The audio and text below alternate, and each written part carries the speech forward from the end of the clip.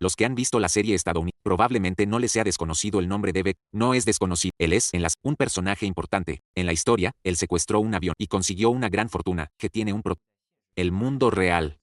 Hoy vamos a hablar del secuestro de avión, más famoso ocurrido en Estados Unidos. El 24 de noviembre de 1900, un hombre de mediana edad entró al aeropuerto de Portland, en el estado de Oregón, y compró un boleto de ida a Seattle, en el estado de Washington. Según la información del boleto, este hombre se llamaba Dan Cooper. Pero hay que destacar que el proceso de compra de boletos en Estados Unidos es muy diferente. El nombre del pasajero es completamente rellenado por el propio pasajero. Por lo ocurrido después, se puede afirmar casi con certeza que este es un nombre falso. El vuelo era el vuelo 305 de Northwest Airlines, con 6 tripulantes y 3. Después de abordar, Cooper eligió sentarse en la última fila del lado de un lugar que escogió por su propia voluntad, al lado de ese asiento. Para la Poco después de sentarse, pidió una bebida y encendió, porque en ese momento aún no había prohibición de. Poco después del despegue, Cooper se giró y le entregó Florence un sobre. Dentro había una nota que afirmaba que llevaba una bomba y exigía que la azafata se sentara a su lado. Florence, al ver esto, obviamente se puso muy, pero solo pudo obedecer sus instrucciones. Al llegar al asiento junto a Cooper, él abrió su maletín, mostrando al auxiliar la bomba escondida dentro. Sus demandas. Tierra, con $200,000 en efectivo y 4 paracaídas. Para llenar el tanque del avión inmediatamente después de aterrizar. Florence corrió a la cabina y notificó al capitán sobre el secuestro. El capitán informó inmediatamente a la policía por radio y les pidió que prepararan todo lo que. Sin embargo, cuando el avión llegó al aeropuerto de Seattle, hasta que el avión llegó sobre el aeropuerto de Seattle, el rescate y los 4 paracaídas, aún porque en ese momento Cooper que el dinero fuera en billetes de $20, por lo que reunir $200,000 no fue nada. Entonces, el avión tuvo que dar vueltas sobre el aeropuerto sin parar. Así, después de 1 hora y media, finalmente un banco local reunió que Cooper había pedido, y una escuela local de paracaidismo proporcionó 4 juegos de paracaidismo, 2 de ellos principales, y 2 de reserva, a las 5:45 local. El vuelo 305 finalmente aterrizó en el aeropuerto Esto fue 2 horas más tarde de lo previsto. Cuando el avión se detuvo, el efectivo de $200,000 y los 4 fueron entregados a Cooper. A cambio, Cooper accedió a todos los pasajeros y los 2 miembros de la tripulación baja. En ese momento, pasajeros no sabía que el avión había sido secuestrado. Pensaban que solo había un retraso, por lo que algunos pasajeros incluso se quejaban a la hasta que después se enteraron de que su vuelo había sido secuestrado, lo que muestra que Cooper actuó con mucha discreción, y la tripulación también mantuvo el secreto, evitando que los pasajeros entraran en pánico. Después de recibir el Cooper pidió a la tripulación que pilotara rumbo a Ciudad de México y exigió que durante el vuelo, la escalerilla trasera permanecería. En ese momento, el avión era un Boeing 727, que tiene una escalerilla desplegable que sirve para subir y bajar del avión. Cooper probablemente ya conocía esta información y eligió deliberadamente este modelo, considerando que pidió 4 juegos de paracaídas. No es difícil suponer que planeaba escapar saltando en paracaídas desde alta altitud para evitar ser capturado, pero sus 2 exigencias, en realidad no podían cumplirse. Primero, el Boeing 727 es un avión pequeño para vuelo y su combustible no era suficiente para llegar a Ciudad de México. Segundo, cuando la escalerilla trasera está desplegada, el avión no puede despegar normalmente. Tras comunicarse con la tripulación, Cooper hizo algunas concesiones, aceptando que él primero volara a la ciudad de Reno, Nevada, para reabastecer combustible, y luego la escalerilla mantener guardado durante el despegue del avión. Pero se debe dejar a un miembro de la tripulación junto a. Solo después de que el avión entre en vuelo estable se puede abrir la escalerilla. A las 7:36 de la el vuelo 305, ya con el tanque lleno, despegó 5 minutos después del despegue. Cooper pidió a su tripulante, Mark Lowe, abrió la escalerilla y luego volvió a la cabina, quedando Cooper solo dentro de la cabina. Mark Lowe recordó la última vez que vio a Cooper. Este estaba de pie en el centro de la cabina, pareciendo prepararse para un salto en paracaídas. Luego, Mark Lowe entró en la cabina, cerró la puerta con llave y se quedó con otros 3 miembros de la tripulación. Tras 3 horas de vuelo, el avión aterrizó sin incidentes en Lilo. Después de que el avión se detuviera, la tripulación entró con precaución y descubrieron que estaba completamente vacía. Parecía que Cooper realmente había saltado en paracaídas Luego, el FBI también abordó el avión pero no encontraron ninguna señal de bomba. Por lo tanto, o Cooper se llevó la bomba o la arrojó fuera de la cabina. Dentro de la cabina encontraron una corbata negra con un sujetacorbatas, 8 colillas de cigarrillos y 2 paracaídas abandonados.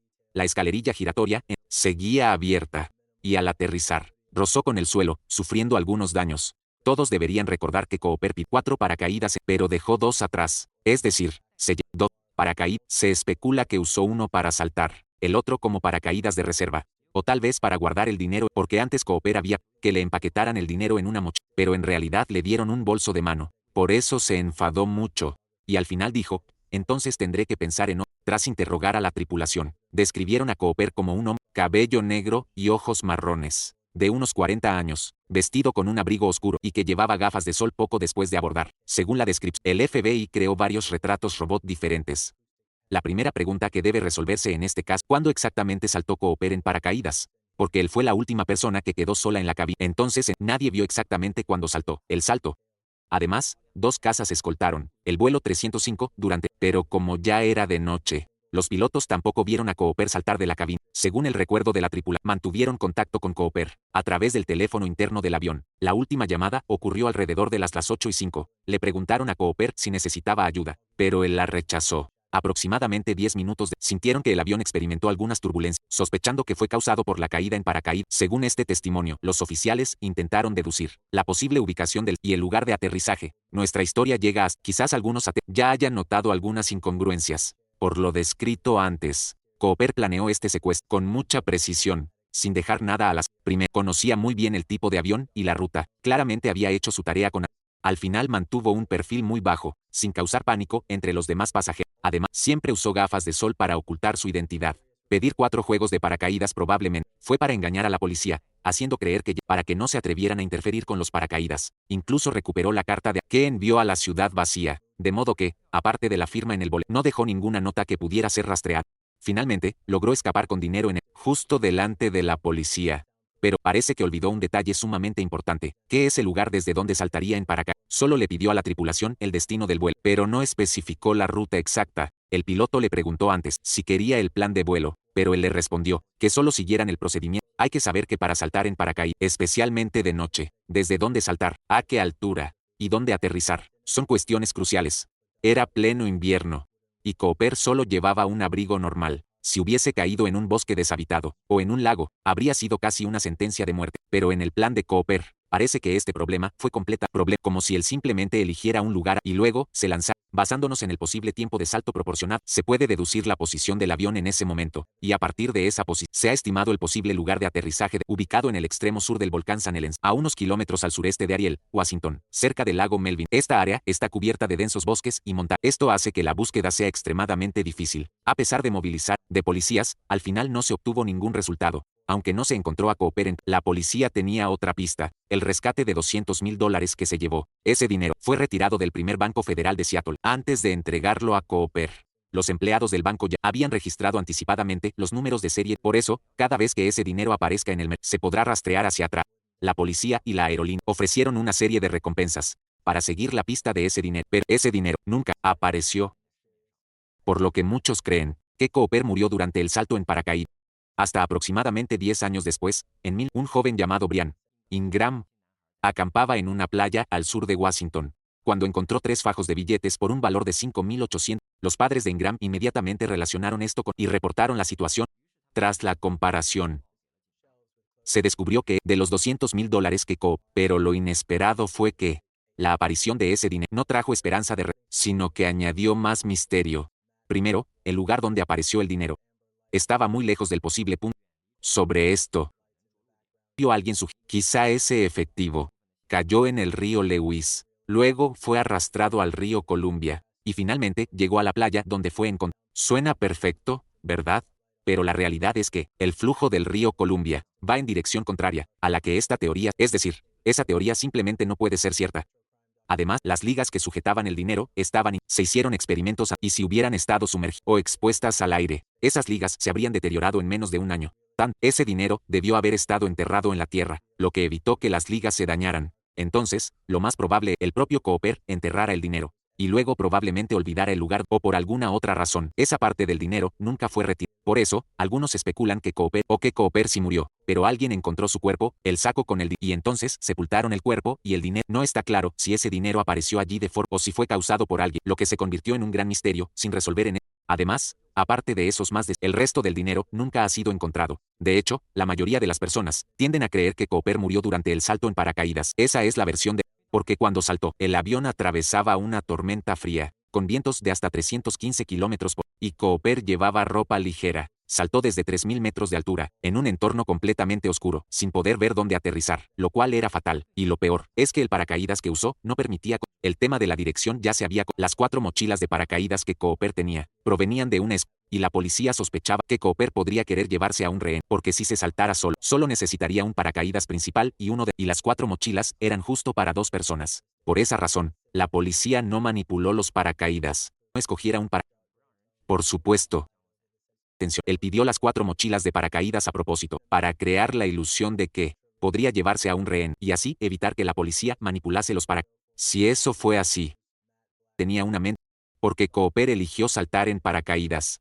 Una forma muy poco convencional, por lo que al principio todos pensaron que debía ser muy familiar y experto en paracaidismo, pero después la investigación mostró que eso también era cuestionable, de repuesto que uno era un paracaídas de práctica sin funcionalidad. Y él se llevó ese, dejando el paracaídas funcional para atrás, y entre los 2 paracaídas principales, Cooper tenía, en lugar de elegir el que funcionaba mejor, y no eligió el que estaba en mejor estado. Parece que él hizo la peor elección entre los 4 paracaídas, pero también hay otra interpretación es que el paracaídas no se usa como paracaídas de reserva, sino para guardar dinero. Por eso no importa cuál elijas, el paracaídas principal que quedó tenía mejor funcionalidad, pero era un paracaídas civil. El que Cooper se llevó era un paracaídas militar. Es probable que Cooper estuviera más familiar y por eso lo eligió. Por eso, algunos especulan que Cooper tiene antecedentes. Además, hay un detalle que también apoya esta teoría. Cuando el avión estaba dando vueltas en el aeropuerto de la imagen, él mencionó que estaba a solo 20 minutos. Información como esta. Generalmente no la conocería. Tras el incidente, la policía emitió inmediatamente una orden de búsqueda. Su retrato apareció también en varios programas de tele. Estos casos son muy conocidos en Estados Unidos. Pueden pensar en esto. Si Cooper hubiera muerto al saltar, sus familiares o amigos deberían haberlo ¿verdad?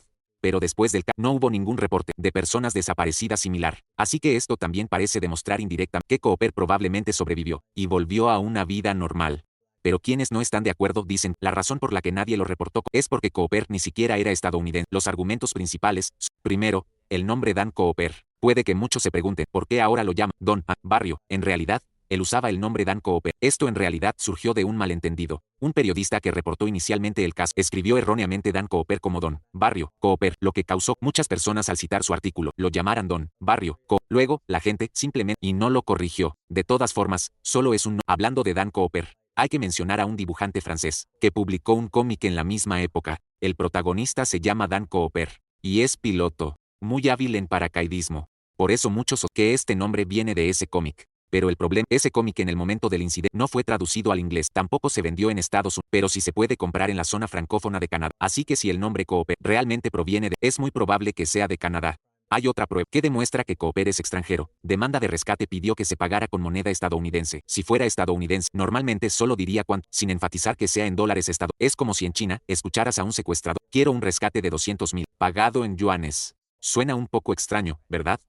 No importa si Cooper finalmente está vivo, lo que es seguro, logró escapar de la justicia. En todos estos años de búsqueda, hubo muchos sospechosos que entraron en la mira de la policía, pero muchos de ellos no pudieron ser confirmados aunque tampoco se les pudo descartar completamente. Aquí presentaré a algunos de los sospechosos más probables, para que puedan ver quién es el que más podría ser Cooper. El primero es Robert Rackstraw. Este tipo fue considerado sospechoso en 1970. Es un soldado estadounidense, sabe pilotar helicópteros, tiene experiencia en fabricar explosivos y tiene varios antecedentes penales. Tiene un tío llamado Gian Cooper, y ese tío también disfruta del paracaidismo. Fue expulsado del ejército meses antes del secuestro, lo que también se considera un motivo importante para... Y cuando los periodistas le preguntaron si él era Don Barrio Cooper, no lo confirmó ni lo negó. Ahora veamos algunas pruebas en contra. Rackstraw tiene los ojos claros, pero Cooper tenía ojos marrones. En el momento del crimen, Rackstraw tenía solo 28, pero mucha gente dice que Cooper tenía al menos. El segundo es Kenneth Christiansen, quien fue denunciado por su propio hermano, y fue considerado sospechoso por la policía en 2003. La razón fue que su hermano notó que se parecían un poco. Durante la Segunda Guerra Mundial, un soldado de infantería, y también trabajó como piloto y tripulante. Northwest Airlines es la aerolínea, la compañía del avión. En el momento del crimen tenía 46. Era zurdo. Y algunos expertos creen que Cooper podría haber sido zurdo. Por ejemplo, la corbata está amarrada hacia la... Antes de morir en 1990, le dijo eso a su hermano. Hay cosas que deberías saber, pero no puedo decírtelas. Después de que él falleció, su familia descubrió que en su cuenta bancaria había $200,000 en activos. Lo más importante, el experto con Cheng Saf, Christiansen y Cooper son muy parecidos. Aquí está la evidencia en contra. En comparación con Cooper, su físico es más bajo y delgado. Cooper tiene más cabello. Además, él vendió muchas tierras antes de morir, por lo que los depósitos bancarios podrían...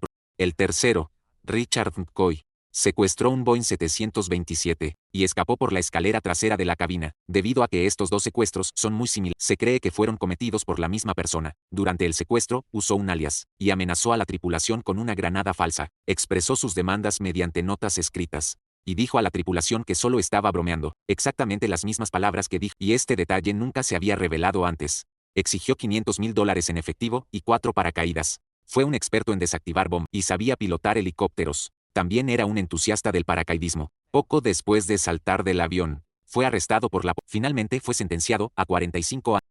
Pero hasta su muerte, se negó a revelar si él era Don Barrio Cooper. Por otro lado, McCoy tenía solo 29 años cuando ocurrió y los 3 miembros de la tripulación dijeron que no era Cooper, por lo que probablemente fue solo un imitador. El cuarto, Duane Weber, fue sospechoso en 1995. Poco antes de morir, le dijo a su esposa, tengo un secreto que yo soy Don Barrio Cooper. Después de su muerte, su esposa recordó mucha información sobre él. Primero, el haber encontrado documentos bancarios similares al... Weber dijo que se lesionó la rodilla en ese salto, y que tenía pesadilla. Soñaba que dejaba huellas digitales en la escalera. Ese mismo año, cuando se descubrió la playa, Weber visitó esa área varias veces. Además, Weber fue un veterano de la Segunda, tenía varios antecedentes penales, y su complexión era similar a la de... Tenía 47 años cuando... Pero las huellas de Weber no coincidían con ninguna de las encontradas en el vuelo. Por supuesto, no hay certeza de que las huellas dactilares de Cooper Además, el ADN tampoco coincide con la muestra recogida en la corbata, pero igualmente, este ADN tampoco puede confirmar que sea de Cooper. Hablando ADN, no sé si todos recuerdan, Cooper dejó 8 colillas de cigarrillo, y es muy probable que en ellas haya su ADN, pero, finalmente la policía perdió estas pruebas importantes. De lo contrario, ahora se habría resuelto este enigma al menos se podrían haber descartado sospechosos. El quinto, William Smith. Este tipo no fue considerado sospechoso hasta 2018. Smith sirvió en la Marina y tenía experiencia en paracaidismo. Tenía 43 años, tenía los mismos ojos marrones oscuros que Cooper y un físico similar. Un artista dibujó cómo sería Cooper de mayor y se parece mucho a Smith. Cuando él estaba en su escuela, un compañero llamado Daniel, amigo de Cooper, fue asesinado. Smith fue despachador de trenes, pero perdió su trabajo un año antes y también su pensión. Esto pudo haber sido su motivo para delinquir. Pero la evidencia en contra. William vivió casi toda su vida en el noreste de mientras el caso ocurrió en el noroeste, y Cooper claramente conocía el terreno de esa zona, aunque William no es el sospechoso más probable, considerando que fue despachador de trenes. Hay algo muy interesante. En la corbata que dejó Cooper, se encontraron muchas partículas metálicas diminutas, entre ellas, especialmente cobre, que en ese entonces era muy raro, y el trabajo de despachador de trenes justamente le permitía tener contacto con él. Bueno, esos son algunos de los sospechosos más probables. No sé qué piensan ustedes, los inteligentes. ¿Quién les parece el más sospechoso? Los invito a dejar sus opiniones en los comentarios. Durante el Año Nuevo Lunar también tuvimos, porque hacer videos largos lleva mucho tiempo. Espero que todos puedan apoyarnos mucho, y trataré de mantener la frecuencia semanal. Finalmente, les deseo un feliz. Nos vemos en el próximo video.